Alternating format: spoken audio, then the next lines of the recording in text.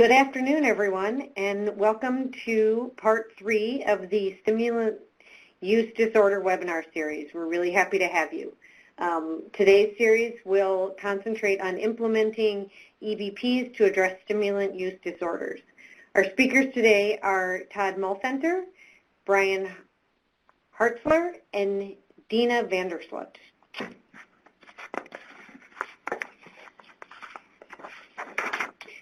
Just a little bit about the ATTC.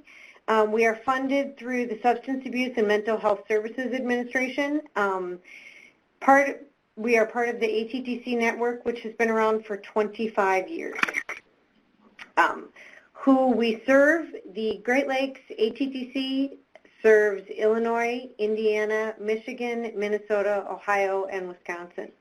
The Northwest ATTC serves Alaska, Idaho, Oregon, and Washington. Sorry, Oregon is Wisconsin. Some housekeeping details. This webinar will be recorded.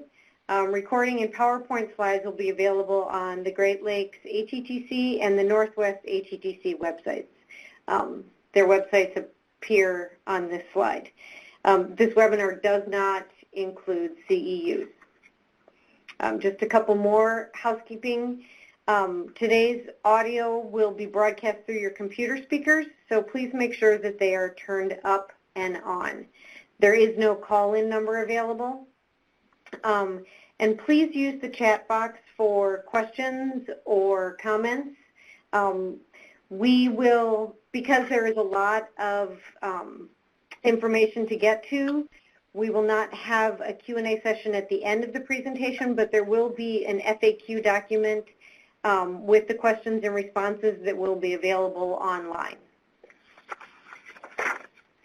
So our first speaker today is Todd Molfenter. Todd is the director of the Great Lakes ATTC, MHTTC, and PTTC, and is a senior scientist at the Center for Health Enhancement System Studies, or CHESS, at the UW-Madison. He's also the deputy director for the NIATEX program within the center and has spent the last 20 years studying, planning, and leading system and organizational change efforts. So Todd, I'm going to turn it over to you. All right. Thank you, Ann. And once we get my slides up here. Very good. So so through the webinar series, we started with Rick Rawson, talking about evidence and background and sort of the state of the art around treating stimulant use disorders. In the second webinar,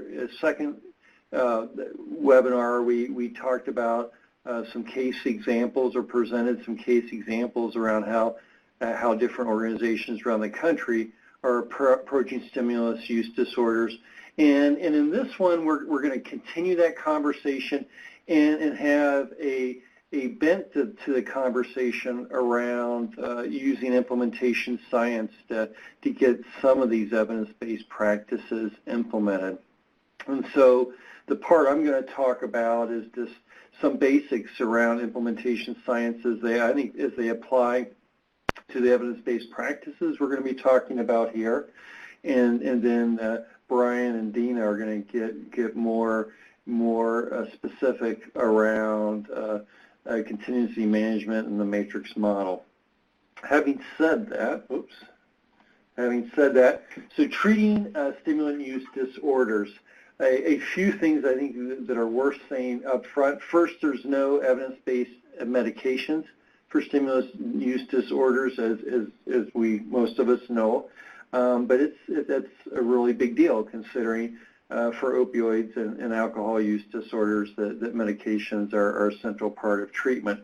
However, not to despair, the matrix model has been shown to really have some good effect through behavioral therapy, and a component of that model, contingency management, more recently is showing some very good promise around the treatment of stimulant use disorders. And so with those two evidence-based practices in mind, let's talk about some implementation implications. And the big thing with both of them is, and I think it's important for us to think about as we go to implement those is there's both clinical and administrative issues there. And I think just to train and mentor on the clinical part is not going to completely address some of the needs in implementing both of these practices.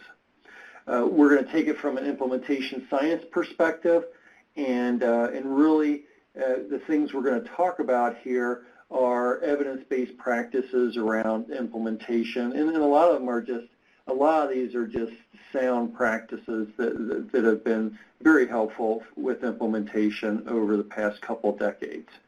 And so with that in mind, I'm going to take it from what they call the CFR model that Dan Schroeder has put together, and in that model what she's done is has 5 categories that tend to be very important to implementation. And what I'm going to do is cherry pick a little bit pieces from the different categories that I think are important to addressing implementing the matrix model and contingency management. In doing that, I have to say I'm going to steal some from Everett Rogers. I mean, for those who are out there that are interested in implementation work, this is a great text. It's a little dated. I think the most recent version was published 2012 or so, but very good foundational work, and a lot of the elements of Dan Schroeder's model comes from this text. Okay, so let's talk about characteristics of innovation. That's one of those Dan Schroeder categories. And with matrix model, contingency management, both things that you want to think about as you're either implementing for the first time or trying to make it, increase the fidelity of those models, is keep it simple. Particularly with the matrix model, it can get pretty complex, and make it as simple as you can. As you do either approach, strongly encourage the use of data to sort of show the relative advantage. Within your programs, for those of you who are attending from programs, to have some retention data as far as how your services, how people are doing with initial engagement first 30 days, and completing therapy, length of stay, things like that, or length of treatment. Compare what you're doing in these with any of these new practices. Compare the data you have from that to the data you've had historically, and use that as a way to sort of continue to adapt your approach and try new things, and really don't implement the practice for implementation's sake, but implement it so it is actually improving care. And certainly there's other measures you can do around that. And then another key trait or component for Everett Rogers is the whole observability, and really make it so people can, as they're doing these, they can observe other people who are doing it with fidelity, or be observed and get feedback. All these things I think will help with implementing these practices.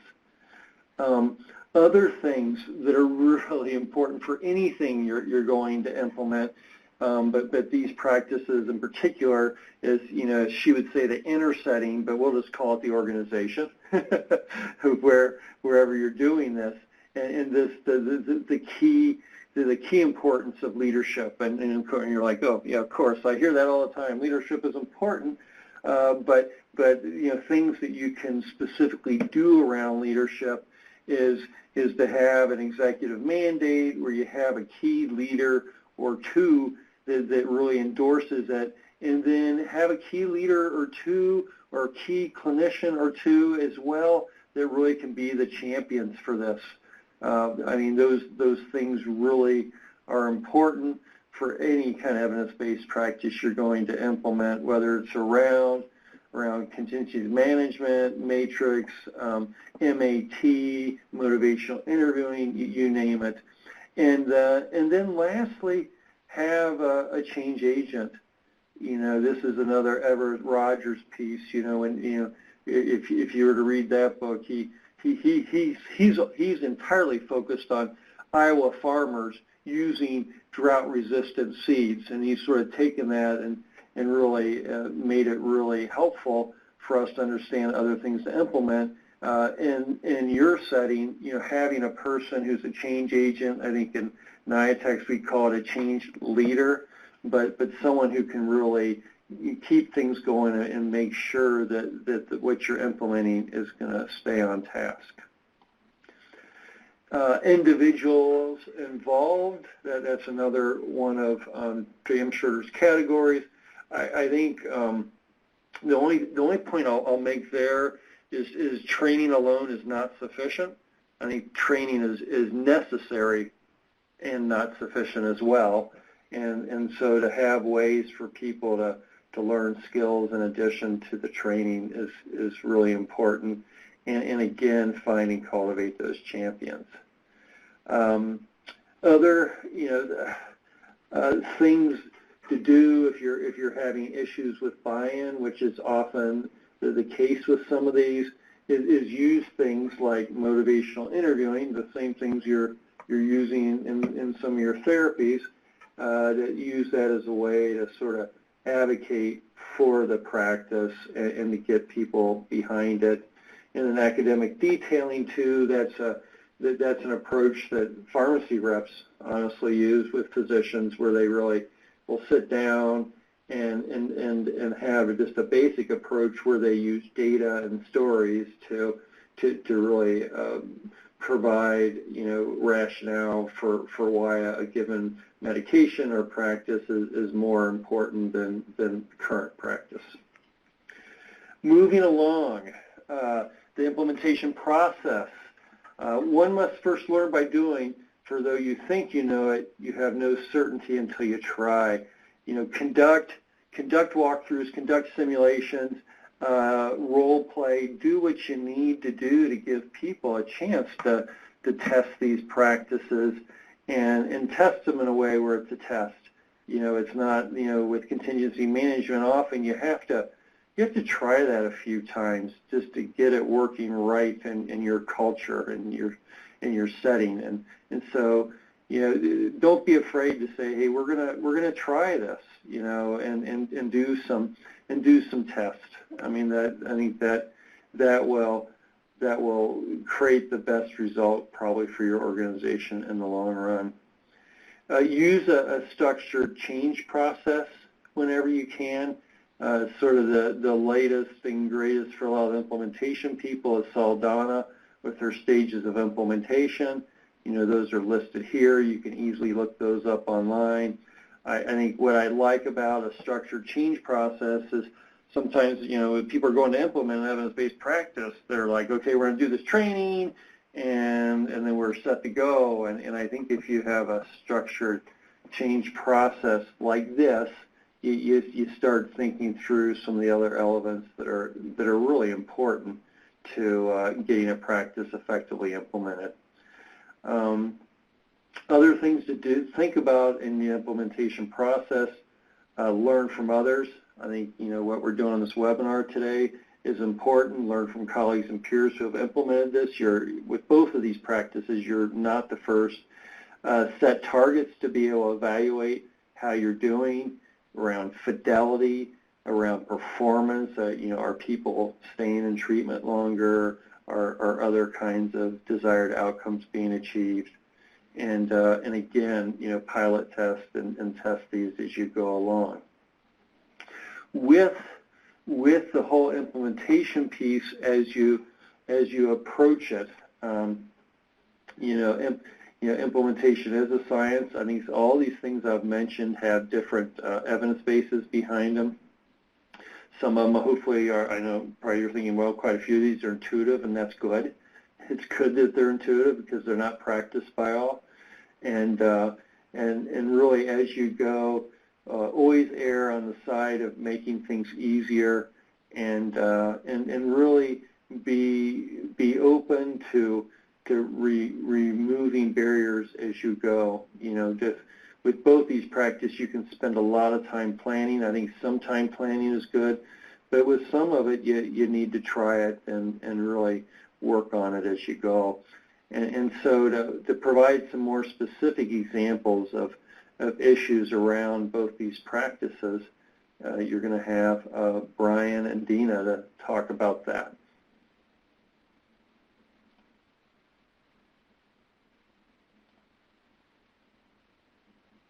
So I believe I'll turn it over to you, Bryan.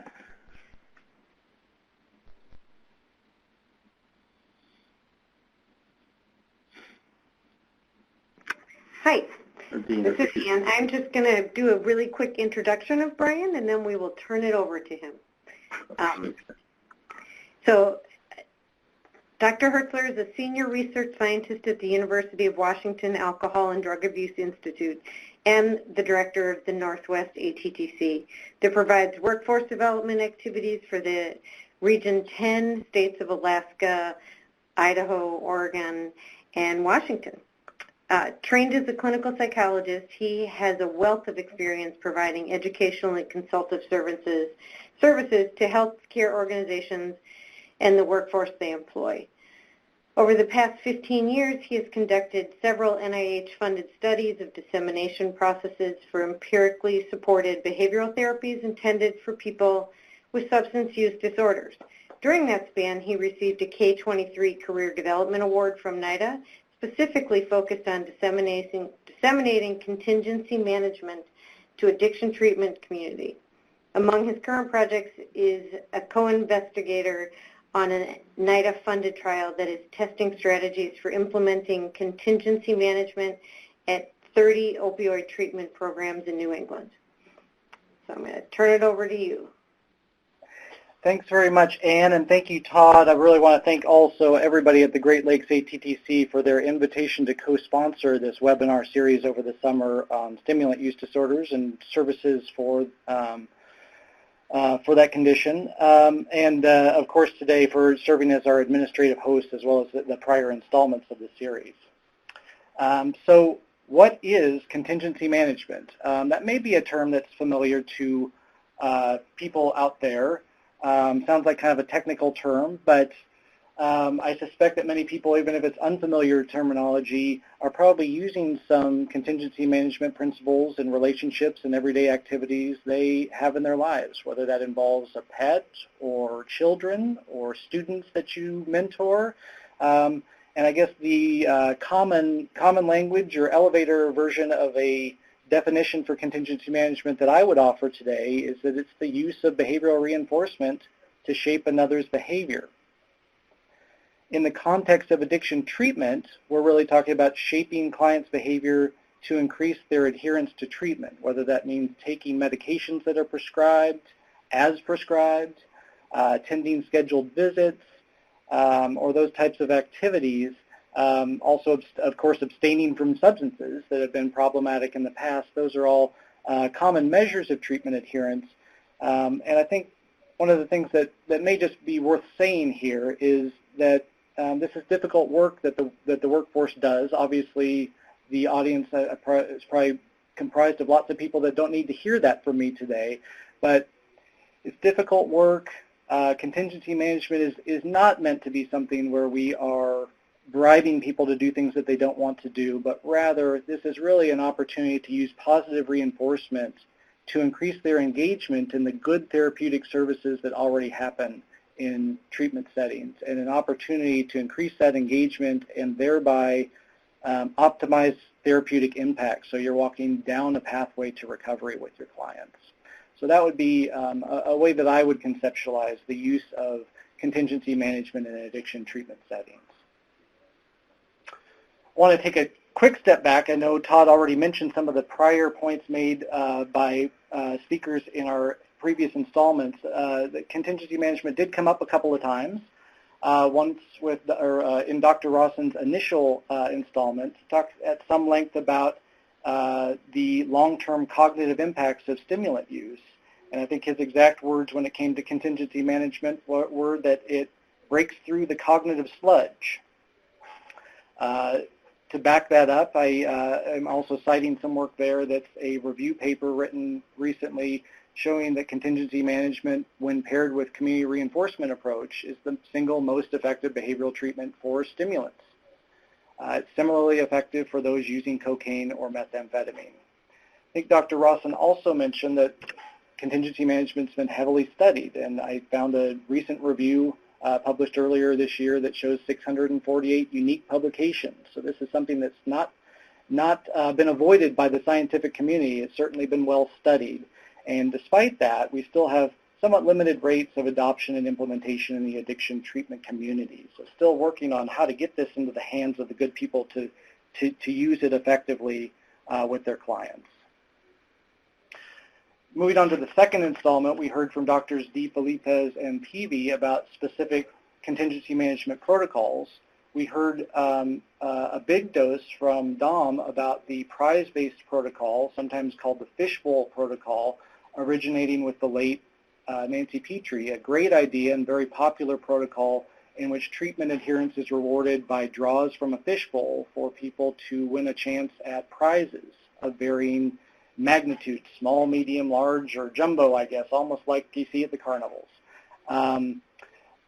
This was something that Dom described as an implementation process that was successful in a nationally linked set of 30 or 35 veterans hospitals across the country.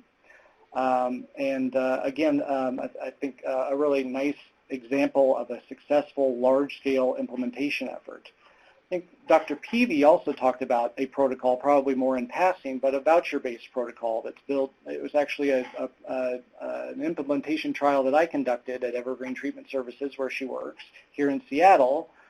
And that's based on the work of Steve Higgins and folks in Vermont from back in the 90s, who had an idea about escalating systems of vouchers, so vouchers for goods or services that serve as the rewards for treatment adherence, but where the value of the vouchers would escalate over time to perpetuate a pattern of behavior change in the direction of treatment adherence. So we did that. I think that sometimes is people are weary about the costs of such a protocol. I will say that the protocol we ran here locally in Seattle in an opiate treatment program was one that came in at about $50 a head, or $50 per client to do.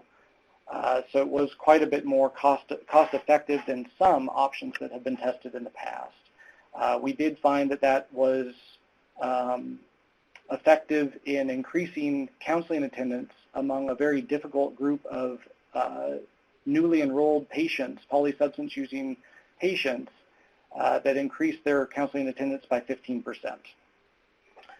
Some common features that are important here about both of these implementation efforts, both local and national, were that they had some common elements. First, that leadership bought in from the get-go, that there was foundational training for staff, that there was designation of staff as internal champions to drive a local process, and that technical assistance was provided, or at least the availability of technical assistance was provided. And so as we think about training and technical assistance, those are both really important activities that tend to focus on staff, and I guess what I would say about them is that it's very important for people to become knowledgeable in an evidence-based practice, but more than that, what we really need, and in contingency management this is true as other behavior therapies, we need to be able to provide opportunities for people to develop skills to enact the kind of communication-focused aspects of a therapeutic method like contingency management. So to put a face on that, that's really about learning to contract with your clients about what reinforcers will be and and how they will earn them. It's about engaging them in proximal goal setting so that they can look ahead and see what reinforcers they can earn in the near future. It's about providing them the reinforcers that they've earned in a timely manner, and it's about providing social reinforcement and encouragement to continue them in their efforts to do so. So that's a bit of the kind of therapeutic inner workings of contingency management models. So we've got these successful examples, both local and national, of implementation success, and yet not a lot of uptake in the community. And why might that be? Well, I would say that part of the problem here is that we've got a lot of academicians who are still fighting over what the perfect solution is. And maybe if someday we find that perfect protocol, that somehow that will get widely disseminated for use in every treatment setting in the world. I think that's probably an overly naive sense of how real-world clinical practice works. And I think what we have after 50 years of studying contingency management is a whole range of options. I've mentioned two of the most common or prevalent options in prize-based and voucher-based contingency management, but there are countless contingency management protocols other than those that are no less empirically validated. And the few that I'll mention here are stepped care models of Robert Bruner and colleagues that developed out of Johns Hopkins University, where people are rewarded for treatment adherence with lesser treatment requirements, kind of a progression to a more autonomous phase of treatment. That's also a contingency management application. The whole notion in the 70s, 80s, and 90s, there were tons of clinic privilege-based contingency management protocols where people would earn either preferred appointment times or access to supplemental services or preferable dosing regimen aspects to their medication prescriptions. These are all things that, while not all of them may be in current use, they're all empirically validated contingency management applications, as is the work of Ken Silverman and his employment-based CM, where people are reinforced for adherence with time-limited or per diem employment opportunities. Steve Lash's work at the Salem VA in Virginia, where he reinforces veterans for their aftercare participation with status tokens like coins or medallions or certificates of achievement or affirmation ceremonies that the staff provide. These are all things that, again, they're different procedures, but they're the same basic idea of reinforcing, using positive reinforcement to reward our clients for treatment adherence. And they are all empirically supported options for using contingency management. So I think one of the take-home messages I hope to impart today to those in the treatment community is that you are living in a buyer's market, that you have choices or things you can choose among. And I would just encourage those of you who are considering contingency management to go into it with an open mind and think about how contingency management principles might be used to address your local needs with your local resources. In terms of kind of a spine of core tenets that wed all of these contingency management approaches together, there's three simple ideas here. One is that you have a targeted behavior that reflects treatment adherence, and that you're going to monitor your client's behavior. And when they demonstrate that behavior, you provide them a tangible reinforcer. And if they don't demonstrate the behavior, you withhold the reinforcement. Really simple ideas, but by and large, what 50 years of study will suggest about this is that if you adhere to those three principles, you can expect about a half a standard deviation of clinical benefit in your patient population. Now, some out there may be saying, well, what the heck does that mean? I'll say again, and I see the question in the chat box, so I'll try to answer it, I guess, here, which is to say that in the example of Evergreen Treatment Services, where we targeted counseling attendance, we saw a 15% increase in counseling attendance, and that equated to an effect size of 0.53, or just about a half a standard deviation of clinical benefit. So let's take a look at this collective evidence, because there may still be some naysayers out there, and we want to do that from a 30,000-foot view. We've got more than 4 decades of effectiveness data here, and so what that allows us to do is look at mean effect sizes as reported in meta-analyses. And when we look at 19 trials of Nancy Petrie's fishbowl procedure, we see a mean effect size reported of just under 0.5 or just under a half a standard deviation of clinical benefit on average. When we look at privilege-based CM, so protocols probably done in the 70s, 80s, and 90s, but still 30 trials conducted, we see a mean effect size of 0.52. And third, we see the voucher-based CM, based again on 30 protocols or 30 trials done probably in the 90s and early 2000s. And in effect says it's slightly higher, but I'm not sure many would make a whole lot of the difference in those numbers there. And I think what I would offer from 30,000 feet is that the height of those the height of those bars on the bar graph there are not terribly dissimilar. And I think this tells us two things. First off, that contingency management works. We know roughly how well it works, and that it works pretty comparably across diverse methodologies.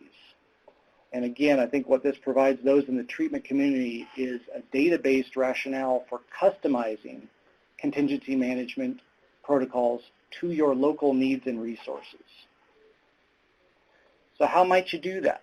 Well, I think there's a few things to consider. I'm going to skip over this for sake of time, but this is a little dose of the diffusion of innovations content that Todd mentioned in his opening, and some aspects or some components that tend to predict greater adoption of new ideas. One of the things you can customize is who you make eligible for the contingency management programming. So you want to make sure you have a well-defined population. That might be your entire patient census, or it might be a particular subgroup. But one way or the other, you want to make sure that you have a well-defined population so that your patients or clients know who is eligible for this thing. You also want to think about who you want, in whom you want to increase engagement in your treatment processes, and those are the people you want to offer contingency management to. Costs are also something to consider, and the size of the group you target will certainly have an influence or correspond with your overall implementation costs. And I guess just to bring this to life a little bit, I'll offer two examples of organizations I came in contact with at different points over the last decade. I remember an intensive outpatient program in Maryland that was putting together a stepped care model. And so again, that's the idea that people would be rewarded for adherence by a progression into a more lenient or lesser a treatment phase with lesser requirements and more autonomy. But that was something that they felt it was very important to offer to everybody, and so they offered that. Their client eligibility was their entire client census. In contrast, I remember an opiate treatment program based in Texas where they very narrowly focused on pregnant and parenting women who were starting on opiate agonist medication.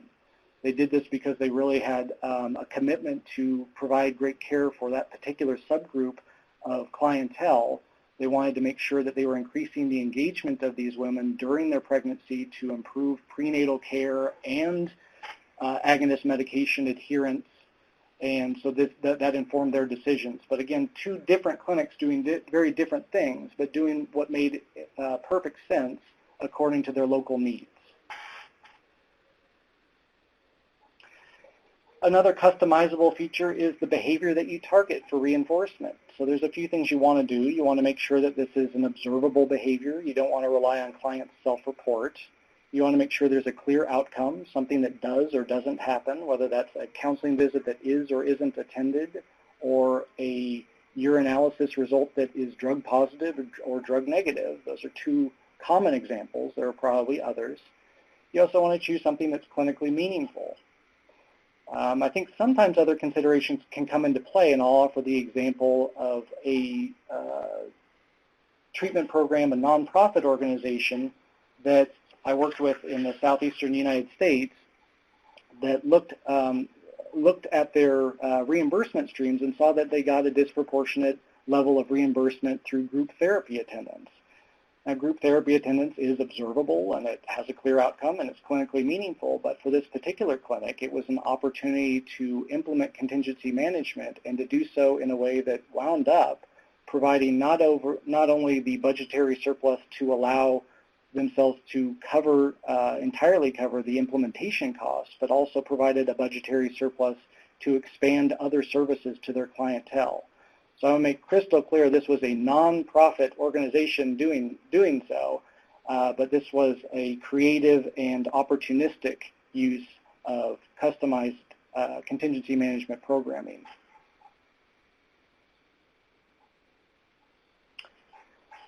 A third customizable feature is the reinforcers that are used. And so you want to use things that your clients will value, and a great way to find out what that is or what they value is to ask them, whether you do that with a patient advisory board or do a straw poll at the end of your group therapy sessions or send out a survey to your clients. But there's lots of great ways to get their input as to the types of things that might serve as valuable reinforcers or rewards. I think that can also lead you to come up with a whole range of comparable ideas. And if you have a range of reinforcers from which individuals can choose, that just raises the value or incentive magnitude of their individual choices and makes the whole thing just work all the more better. I think there's also, other local considerations that bear on this sometime, and I guess that's the example I'll offer of a clinic also in the southeastern United States, an opiate treatment program that was in a rural area or served a really large rural catchment area and had a lot of clients that were using public transportation and others that had private vehicles, but they knew that transportation was an issue and a barrier to long-term retention of their clients. And so when they were choosing reinforcers, they made sure that gas cards and bus passes were among the options for rewards that people could earn. They weren't the only options, but they were certainly among the options for reinforcers that were made available, and that was, again, informed by local needs. Finally, you have a customizable set of choices around the reinforcement system itself.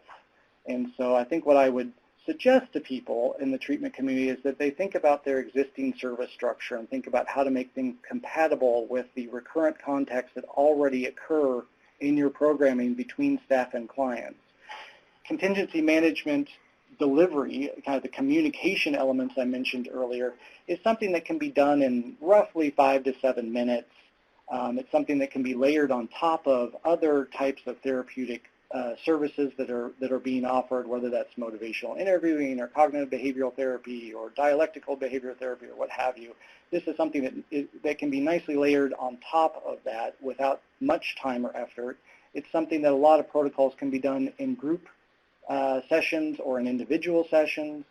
And one of the things we know from research is that staff will better implement the contingency management procedures if they can directly see the clinical benefits that their clients experience and have that corrective experience of the clients able to earn something for their hard work in forging treatment adherence.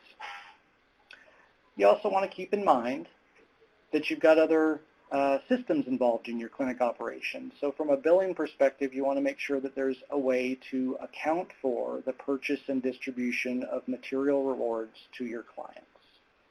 From a record-keeping perspective, you want to make sure that you also have a documentation set up that enables you to document when target behaviors are achieved and when rewards are delivered to clients.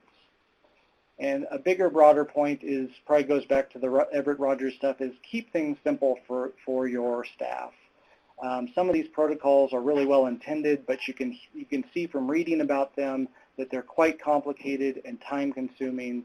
Some of them involve a great deal of math or can involve a great deal of math, and you may have very bright people working for you or beside your treatment agency, quite capable of doing long division and all kinds of difficult computational math, but I suspect very few of them got into the addiction treatment field and into helping professions more generally to spend their afternoons doing that. So make the procedures simple for them. Certainly if you have options to make it simpler, to do that, and enlist your staff in discussions about how to simplify the procedures. Excuse me. I'm going to wrap up here with some broader considerations, and I think this ties into Dr. Molfenter's discussion earlier. With any systems change effort, I think you want to elicit perspectives from a range of stakeholders, including your staff, managers, clients, and community members. You want to collect baseline information, whether that's retrospective or prospectively done, but you want to understand the problem you're trying to address. I'll also say that doing that will probably give you a pretty good sense of what half a standard deviation of clinical benefit might be in your particular locale. You also want to start small. I usually suggest that people have a provisional implementation period, and I usually suggest about 90 days for that. That's enough time for people to get to know the procedures and have some implementation experience, and yet it's still short enough time where they can course correct and kind of work with a program to modify procedures to make them more usable. And then finally, you want to enlist a subject matter expert for consultation. An outside perspective can be very helpful with these kinds of systems change efforts. And I just encourage people to look for subject matter experts that might have an open mind about how to help you customize programming to your particular setting. I'm going to wrap up here with just a mention of an upcoming online training product that the Northwest ATTC will be offering in this area. You see the title down there below. Mentioned that this will be in the Healthy Knowledge portal, we hope in October. This, like everything there, is open source, and so it's free to the public. There may be a brief registration process, but I think this is a great service and probably gives you access to 85 or 90 other online training products that exist in that portal. That will be coming soon, and I think we'll expand on a lot of the ideas that you've heard me talk about today. I'll also say that the regional ATTCs are also a place to go for technical assistance, and for those of you who are in Alaska, Idaho, Oregon, or Washington, the Northwest ATTC certainly invites you to contact us at the information provided there if you're looking for technical assistance or assistance of any kind with contingency management. So again, I thank the audience for their attention today. We will be answering questions at a later point, I understand, and so we'll be having an opportunity to respond to some of the questions I see in the chat box. But I think I will step aside at this point and let my colleague and co-director at the Northwest ATTC, Denna Vandersloot, talk a little bit about the matrix model. Thank you very much. That was really good information. Our next speaker is Denna Vandersloot, who is the co-director of the Northwest ATTC at the University of Washington. She draws on 25 years of experience as a clinician, researcher, trainer, and consultant in the behavioral health field to assist individuals and organizations to improve their clinical and organizational practices and processes. She provides training and technical assistance in evidence-based adoption and implementation in a variety of behavioral health interventions and organizational change practices, including process improvement, motivational interviewing, expert recovery-oriented systems of care, and integration of health systems. Her passion is coaching individuals and organizations to achieve their full potential and provide exceptional care to patients. Welcome, and we're looking forward to your presentation. Thank you. Good to be here. And good morning, or I guess it's good afternoon for many of you. I'm going to be talking about implementing the matrix model of treatment based on an experience I had in implementing it in a treatment organization several years ago and being part of the first kind of major set of clinical trials around the matrix model. Maybe sharing a little bit about how I came to be part of that project. Not a lot on any of the details about the outcome, a little bit about that, but also then talking about the implementation considerations around specific treatment components of the matrix model and some of the lessons that we learned, and then kind of wrapping up with talking about some resources if you're interested in learning more or wanting to implement the matrix model. So this is actually where my kind of journey and introduction to the matrix model occurred. This is a picture, well, not necessarily on the plus, but this is a picture of Billings, Montana. It was 1998, and we were in the throes of the methamphetamine epidemic at the time. I was working at a treatment agency called the South Central Mental Health Organization, And we applied to be part of a grant to participate in the clinical trials for the methamphetamine treatment project. And so this was really my introduction to the matrix model, and there were 7 different treatment sites. I think around 970 individuals participated in this study. And we were really looking and comparing the treatment as usual to the matrix model of treatment. And I'm not going to go into the details, but what we did find is that when using the matrix model in comparison to treatment as usual, people tended to stay in treatment longer, and they were able to maintain continuous abstinence over a longer period of time. Most of the effects we found actually happened during the treatment experience or the improvements. So anyway, and one of the goals was, of course, to test the effectiveness, but another one was really to take a look at what does it take to implement the matrix model in a community-based treatment facility. And so that's a lot of what I'm going to talk about today. Here you have the matrix treatment components, and in the second webinar of this series, Virginia Fox talked about, more about the matrix model itself.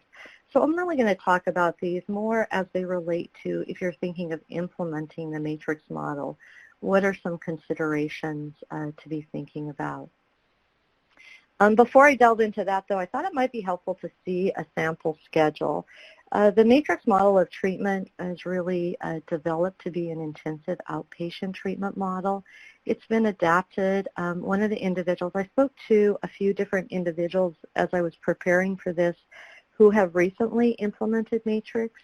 One person by the name of Sheila Wex, who has recently implemented it in an FQHC, is doing it more on an outpatient one-time-a-week basis. So it can definitely be adapted. Oftentimes people also use it in residential treatment, but this gives you a sense of what the schedule looks like if you're using it in an intensive outpatient setting. So some implementation considerations relative to this. One important one, and these are based on some of my lessons learned in talking with others recently, they all seem to kind of line up, as well as the other 6 sites at the time that we originally did the original study. They were fairly common, that these were some of the things that we noticed as implementing matrix. One thing is that there are individual, more than individual sessions, really conjoint sessions with family members. And, oftentimes when I hear this still a lot about, it's really hard to engage family members. Oftentimes family members are really frustrated and may not want to be part of the treatment experience. And so having clinicians who are really skilled with working with families is important.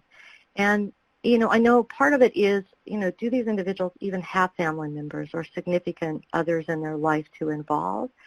But what we really found, too, was some of that had to do with the comfort level of the counselors in working with families.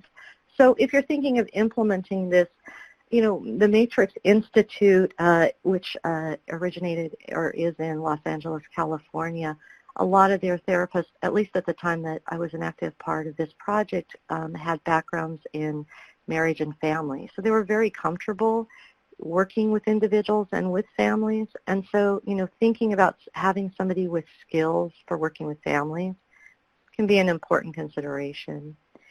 With the early recovery groups and the relapse prevention groups, some considerations, the early recovery groups are from weeks 1 through 4, and they're really giving people the core skills to help them maintain sobriety. And an important component of these groups, both of early recovery and relapse prevention, is to have co-leaders for these groups. And at the time that we did this, co-leaders are peers who, ideally have gone through the matrix model of treatment, have successfully completed treatment, and are really in recovery, or at least early recovery. And so they bring that component to the group of being able to talk about how mutual aid groups have helped them. They can support others in attending 12-step groups. What we found, it was really a struggle to get people who were willing to volunteer their time to do this. And so one of the things as I was going through this that I kind of got excited about was that,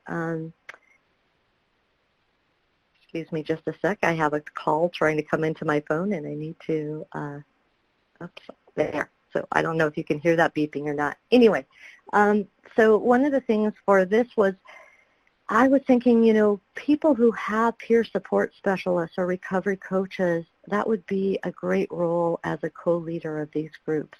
So that was something that was definitely a challenge for us. Another challenge that a couple of people I just recently talked to is this idea, and this goes back to what both Todd and Bryan were talking about earlier, was staff buy-in. And, you know, the switching from more of maybe an open group type of facilitation to using a manual to guide groups can sometimes be a challenge for counselors. And, you know, it seems, I think sometimes the perception is that it's easier to do a manual-based treatment, but it really does take skill to take the material, to make it come alive for group members, to help them actively engage with the material and share their experiences. And so having somebody who really has good skills for delivering more of a psychoeducational group is really key to this particular approach, I think. The family education sessions, these are really key to the whole model. And so once again, having family members and being able to engage family members is really important. There are videos, and a little bit later I'm going to talk about where you can obtain the materials. There are 3 key videos that really go over the core concepts in Matrix and help people understand the stages of recovery from stimulant use disorder. They also talk about, you know, why are they learning exactly what they're learning and the skills that they're learning. So the videos are really important. So making sure that you obtain copies of these videos can be really essential. Social support groups, these are actually kind of, I know what we might typically think more of as aftercare or continuing care groups.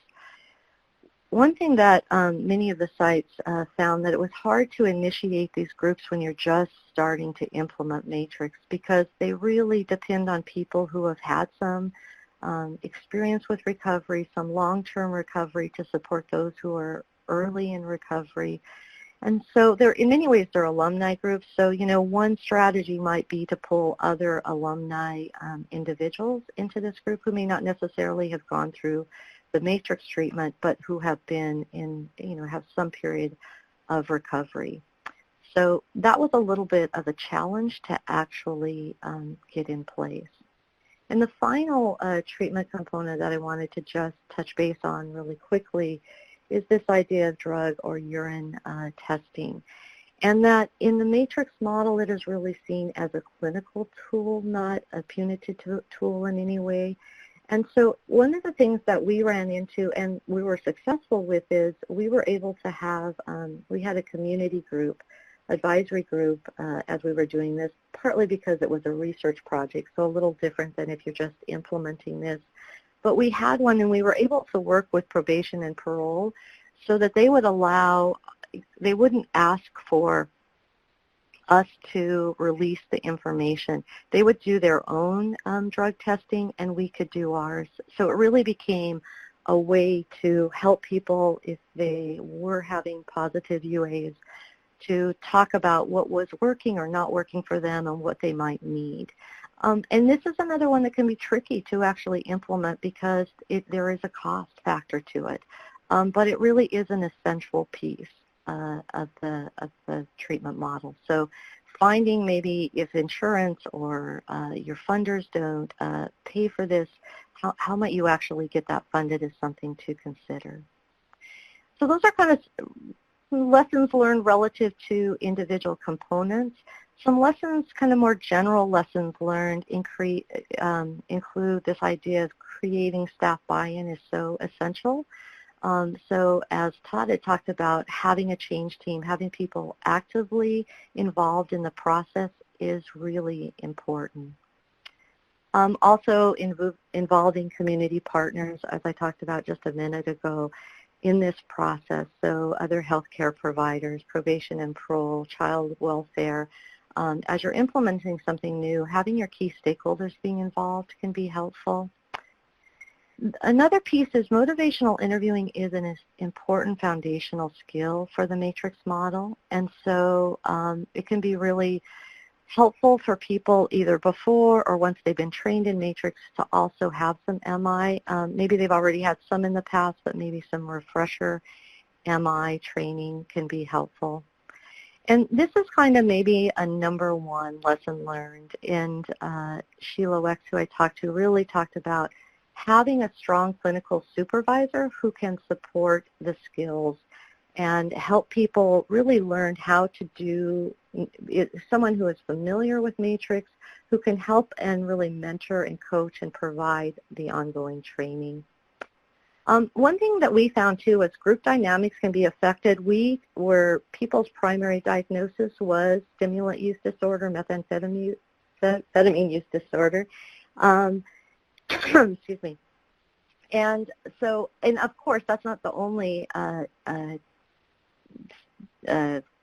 use disorder that they were actually having, but it was often the primary. And so when you had more mixed groups, and our treatment as usual with people who might have alcohol use disorder, you had a little bit of a different group dynamic, and we found that it was difficult sometimes to sustain a group cohesion with all individuals who all had stimulant use disorder.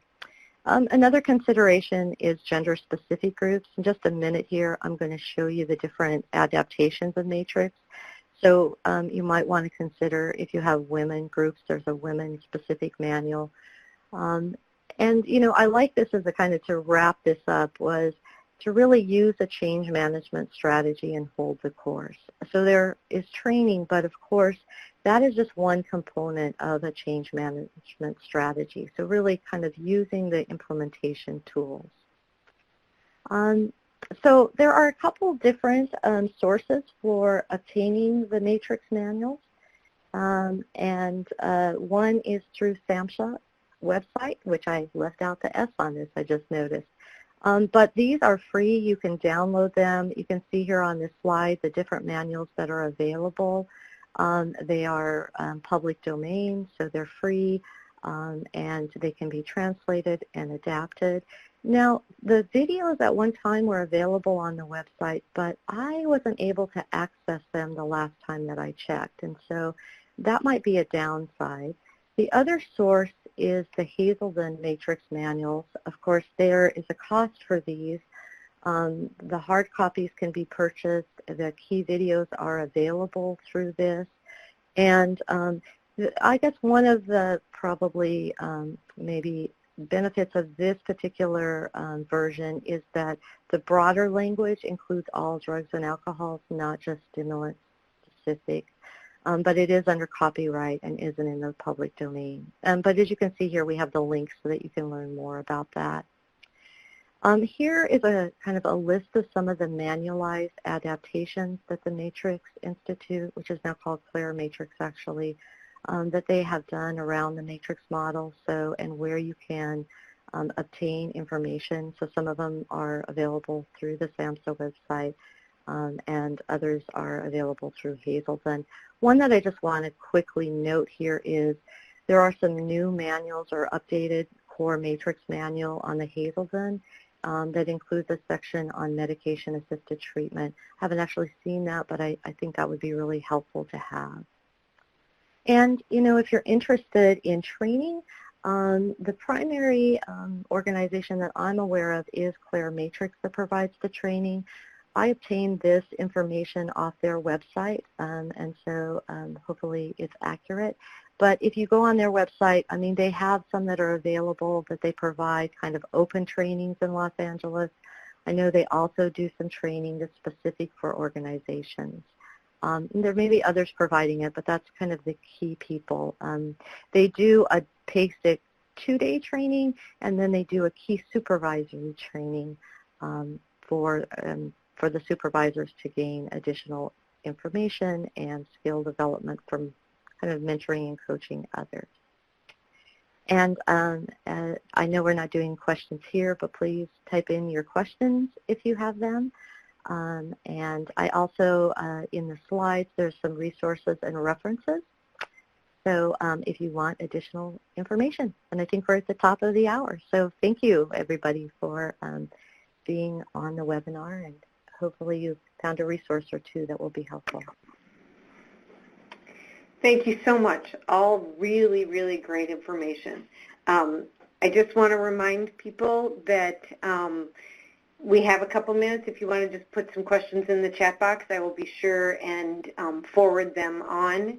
There will be an FAQ document along with the slides and the recording of this webinar. It will be on both of the ATTC websites, so it'll probably take a couple of weeks, but go ahead and check back in.